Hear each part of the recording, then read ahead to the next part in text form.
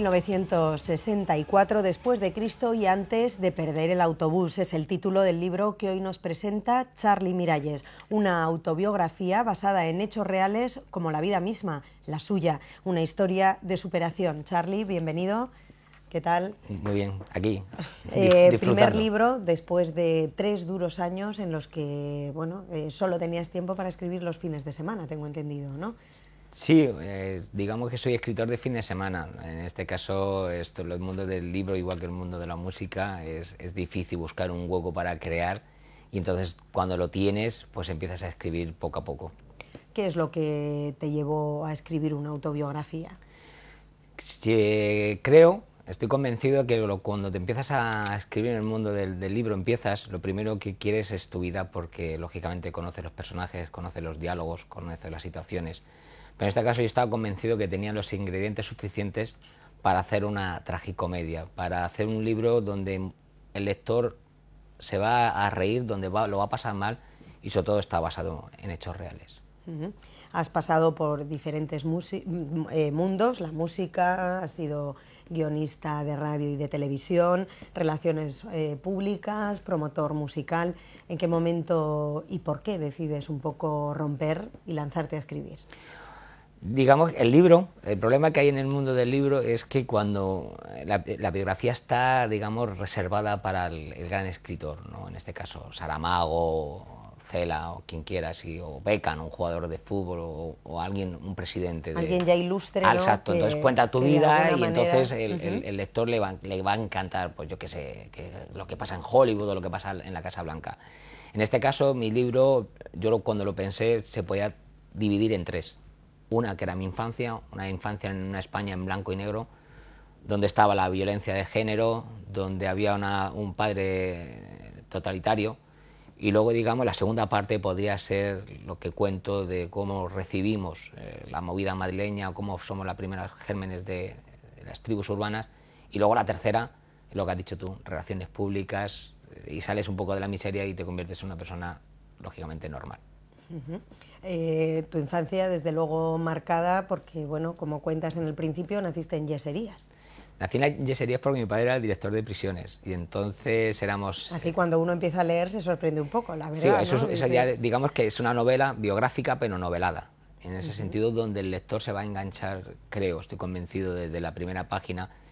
Y mi padre, ser el director de prisiones y yo ser el último, pues creo que para ahorrarse unas pesetillas de antiguas dijo, pues mira, pues que nazca aquí, que nazca aquí, en el lugar de trabajo. En el lugar de trabajo, y así de paso he hecho una ojeada a los presos, y nada, ahí es donde empieza la novela. El séptimo y pequeño de toda la familia, 7 hermanos, ¿cómo te ha marcado eso?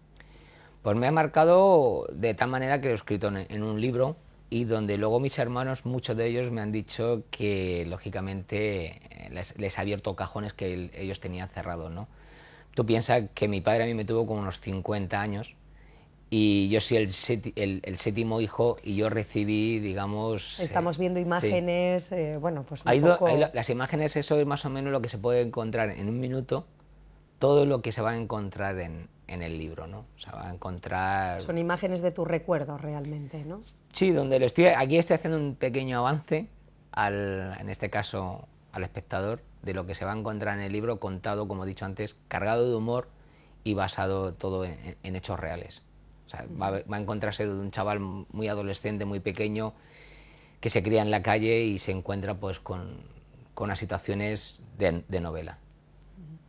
Te he interrumpido. No. El tema de los hermanos, ¿no? Que los hermanos sacado, de los cajones de sus recuerdos, pues quizá... Es que es una novela dura, novela dura. Pasa que yo he querido sacar la parte cómica, digamos, de una situación muy dura. Hay gente que me ha dicho que ya ha leído la novela y me dice, me has hecho reír de situaciones realmente crudas, duras. O sea, que no sé cómo... Yo me estaba riendo de una situación que en otro momento, si lo hubiese cargado de dramatismo, fijo que el lector hubiese llorado durante muchísimas páginas, cosa que yo he huido de toda autocompasión, y entonces lo que he querido es que ya la portada te avisa. La portada es una especie de Tim Burton, te va avisando de dónde te vas a meter, en qué mundo te vas a encontrar dentro del libro. De alguna manera ese punto de vista humorístico te ha ayudado a sobrellevar los problemas con los que te has encontrado en la vida, Sí, Charly. bueno, sí. En mi casa, para que te hagas una idea, mi padre era una persona que repartía bastante, ¿no?, en ese sentido. Y en mi casa más de 3 personas en el pasillo ya era manifestación. O sea, si mi padre llega a ser el típico personaje alcohólico de un barrio bajero, un barrio de una periferia, pues a lo mejor el lector lo podría entender, ¿no? Decir, bueno, sí, está la periferia, son pobres, son incultos.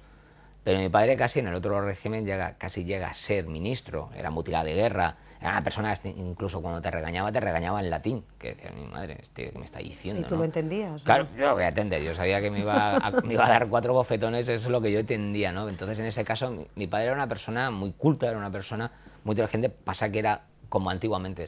Antiguamente tú escuchabas que a lo mejor pegaban a una mujer, que gracias a la justicia y gracias al tiempo se está cambiando, pero antes era casi libre. Incluso oye la frase y dice, bueno, si la han pegado porque algo será, ¿no? algo habrá hecho, algo habrá hecho esta mujer, ¿no? Entonces, mi padre cargó contra toda la familia de una forma muy violenta, ¿no? Entonces, todas esas situaciones las cuento, pero las cuento desde un punto de vista humorístico. O sea, he puesto, digamos, como una especie de traveling que ha perseguido a un personaje desde el año 1964 hasta hace 5 años.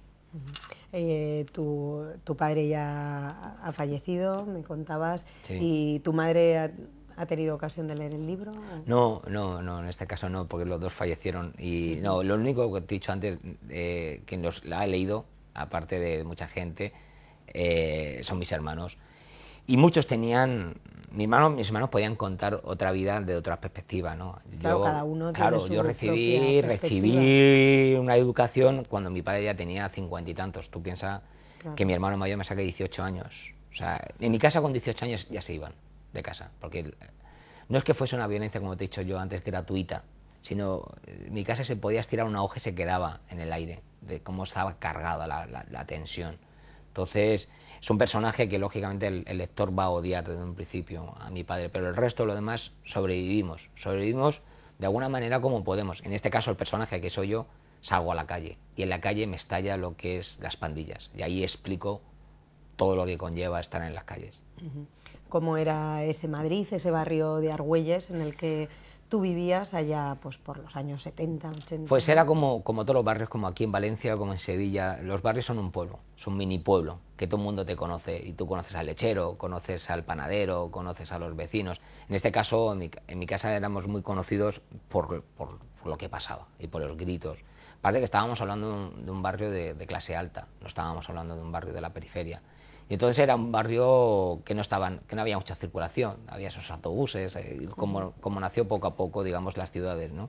¿Entre los hermanos también había esa violencia o era el padre el que ponía el orden y los demás nosotros, no había peleas entre hermanos? No, lo que nosotros no hubo nunca, a lo mejor podía ser comunicación porque cada uno intentaba sobrevivir. Como he dicho antes, a los 18 años los mayores se iban y los demás intentábamos estudiar, a sacar adelante las cosas y lógicamente salía a la calle, que donde, en este caso, para mí donde yo realmente me sentía libre, que era la calle, estar con mis amigos jugando al fútbol.